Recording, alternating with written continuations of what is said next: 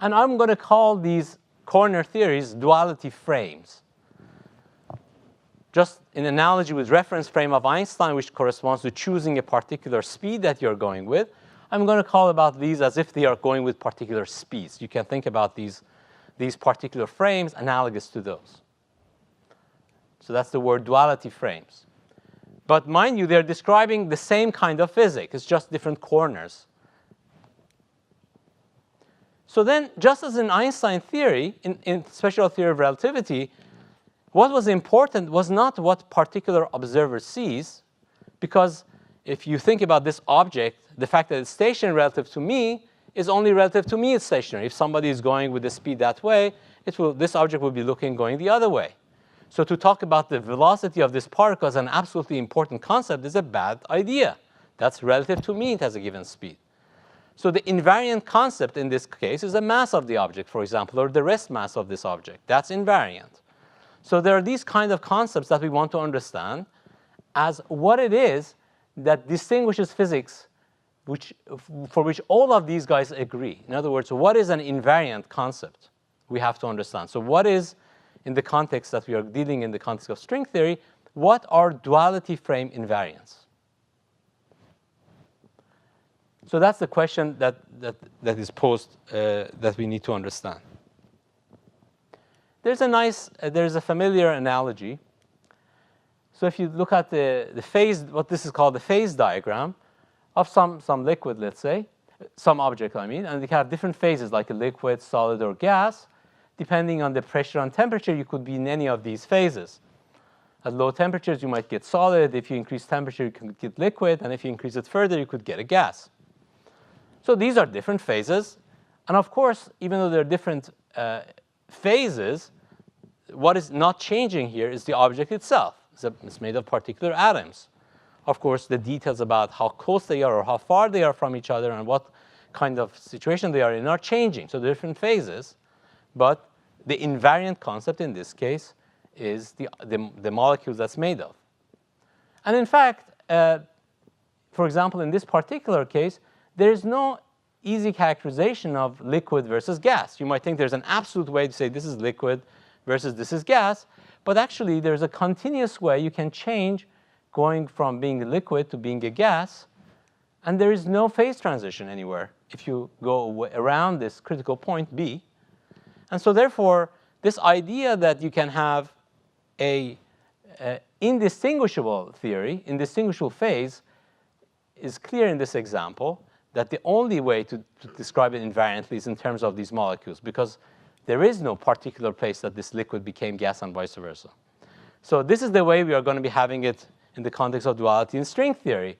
It's somewhat analogous to this beautiful drawing of Escher, where if you look at this frame, there are these different corners of this drawing for which different things are going on. So for example, in this corner, you have these black birds flying in this white sky. And over here is the night sky, and the white birds are flying. And down here, it's day, and then there's the city. And so the same situation here, except it's night. And everything here is kind of flipped from one side to the other. From left to the right goes from day to night. From up to the down goes from birds to to the ground.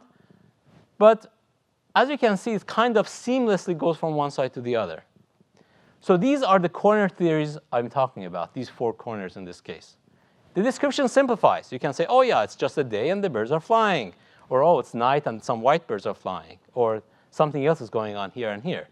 So these are easier description.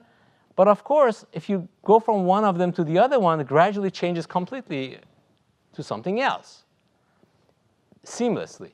And this is what happens in the context of these dualities in string theory. So this is the picture to keep in mind. OK, so that was the basic beginning of our setting of the stage. And we begin to ask our questions. The first question, are particles basic building blocks of matter? Are point particles basic building blocks of matter? This was a principle that was originally suggested actually by the Greek again, the idea of atom as some indivisible thing that that every matter is made of. And it was extended in modern days to the notion of the elementary particles. But as I already discussed, in the context of string theory, we know that particles are replaced by extended objects like strings or even like membranes. So we already know one principle had to go. The basic building blocks of matter are not point particles. That's the first absolute thing which is gone. In fact, more generally,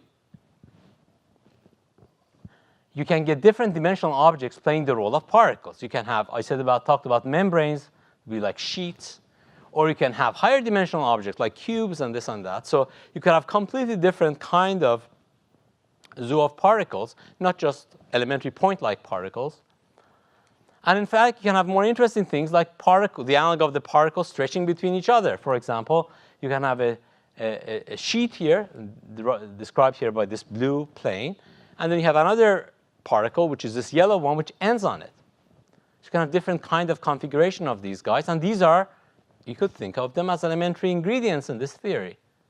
So the existence of these extra object, extended object, is what is the one hallmark of string theory. You can have very interesting structures, and in fact, it dovetails beautifully with pieces of mathematics. So you can have, for example, a bunch of planes, let's say n planes, next to each other, stack them up next to each other. And then you can have these strings, which are ending on pairs of them on either side, one from one to the other one. So you can have different kinds of strings depending on where they end from the left to the right. Of course, there are n choices they can start and n choices that they can end in. And this gives you an n by n matrix of strings. So this maps the possibilities of a string to an n by n matrix of where they start and where they end. And this turns out to be related to the fact that n by n matrices sometimes can describe forces in physics. The gauge forces have a symmetry principle which is captured by an n by n matrix. And this is a geometric way that string theory captures it. So now I want to move on to the next topic, which is the basics of space. So we have now set the stage for what are the basics of particles. We said particles are now replaced by extended objects. What about where the particles or these membranes or strings live in? The space itself. What can we say about that? For example, the very basic thing about the space is that you can put a ruler stick and start measuring it, right? You can start measuring it. Is the notion of distance a well-defined concept? In Einstein's theory, it is. In Einstein's theory, you can come and measure the distance from one point to another. It's a perfectly well-defined question. So for example, if you have a circle and you want to measure it, one way of doing it for which you can get the radius is that you can send a light around it and measure how long it takes to come back. For example, this gives you a notion of the diameter of the space. So more precisely, the radius is the speed of light times the time it takes. So you can find out what's the diameter of the space. So there's a natural notion of the diameter of the space, which makes sense. But it turns out that the length is not a duality invariant concept in string theory. And in particular, you can imagine having a circle of some radius r and another circle of radius 1 over r. So when this circle is big, this circle will be small, and this is small. Then they're same size, and this is small, and this is big. So you can reverse the roles. They look very different in Einstein's theory. In one of them, if you send the light around, it takes a long time to come back. And here, the light takes a short time to come back. However, it turns out that there is a duality which maps this theory to this theory in the sense that when you start taking a light around here, that I have drawn here, as we are trying to send the light around the circle and measure how long it takes to come back, over here, instead of this light, you end up sending a wound string. Instead of the light to be at a given point and taking it around, over here you have a string which is wound around the whole circle. And sending it around looks very strange, but you can. And the time it takes here will give you the same time over there. In other words, there are two kinds of lights. What we call these lights of this type, which is sometimes called the momentum states, and these kind of lights, which are called winding states. So there are two different lights. Depending on which laser pointer you use of the winding type or the momentum type, you get different answers for the radius. You get either r or 1 over r. So the notion of distance is not an absolutely invariant concept. Similarly, over this side, if you send the regular light, you get the measure of the distance, which is 1 over r, but which corresponds to the winding of this other string. So they have a completely different notions, and you measure different distances. So we learned that the notion of distance is not an absolute concept. Is topology of a space an invariant concept? Now, what does topology of a space mean? It sounds like a very high-level math, but really, I don't mean anything that fancy. It's something very simple. It's something which distinguishes spaces from each other without even paying attention to distances. We know distance was not an invariant concept in string theory. How about some more gross features of the space, like, say, how many handles a space has? How many holes does it have? Or some gross features without actually measuring them. Now, that should be, you would think, a naturally invariant concept, that if you have a space, you should be able to say, well, this has 2 holes, this has 5 holes, this has 9 holes, etc. It turns out that even this is not invariant. The notion of topology, the way we usually think about it, is not an invariant concept. And different frames view the same space with different topologies, even though they are identical physics. So, for example, you can have 2 spaces which look very different topologically, different number of holes and handles. Nevertheless, they can yield identical physics, denoting here by W and M, these spaces. OK, so we learned the distance is not an invariant concept. The handles and the holes are not an invariant concept. How about the dimension of the space? That's the grossest, one of the grossest things you can say in terms of the grossest characterization of the space you can say in terms of it, namely dimension. Is it 1 dimension, 2 dimension, 3 dimension? Is that an invariant concept? Is the dimension of space 3 plus 1?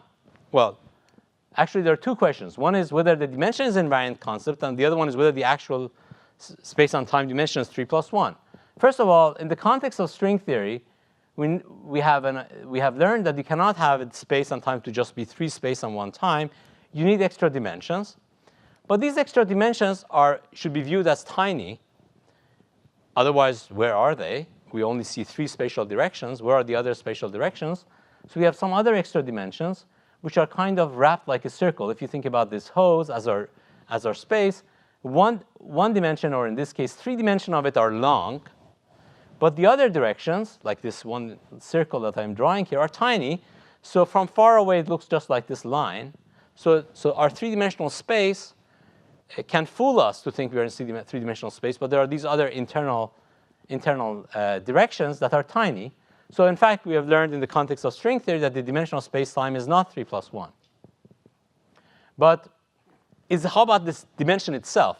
Whatever the dimension you want to choose, let's say string theory says it's 10 dimension, 9 space and 1 time. Is that number 9 and 1? Does everybody agree that that's the number? Or different frames give you different numbers?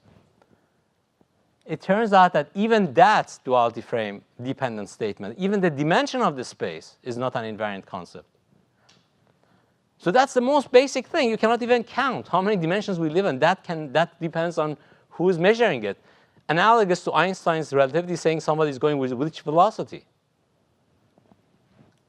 Namely, an example of it is that you can have, for example, a 10-dimensional space, looks perfectly 10-dimensional. But if you change one of the parameters in string theory, in this case what we call the coupling constant, an extra dimension emerges and looks 11-dimensional. Now, but you could say, OK, well, you could say that this is a trick because, after all, it was 11-dimensional. You're just looking far away. So that's a cheat. But actually, there are even more dramatic examples of this.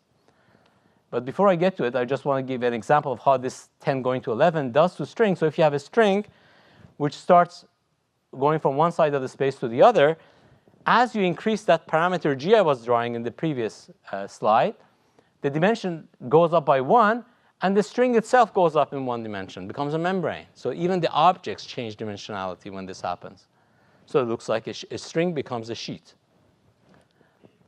And the space grows.